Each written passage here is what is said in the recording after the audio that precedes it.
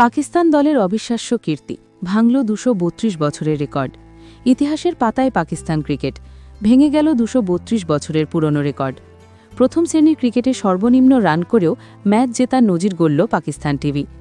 Presidents ট্রফিতে সুই নর্ডান গ্যাসের জন্য ৪০ রানের টার্গেট দিয়েছিল পাকিস্তান টিভি, কিন্তু সেই রানও করতে পারেনি তারা। এরপর রেকর্ড বুকের নামও ওঠে তাদের। মাত্র ২ রানে ম্যাচ জেতে পাকিস্তান টিভি। এর ফলে ভেঙে গেল ২৩২ বছরের রেকর্ড। ১৭৯৪ সালের লর্ডসে এমসিসির বিরুদ্ধে ৪১ রান করেও জিতেছিল ওল্ডফিল্ড।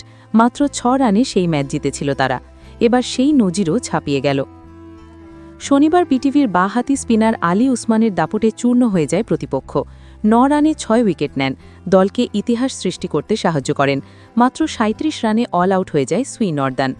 ৪ দিনের ম্যাচে প্রথম ইনিংসে ১৬৬ রান করে পিটিভি।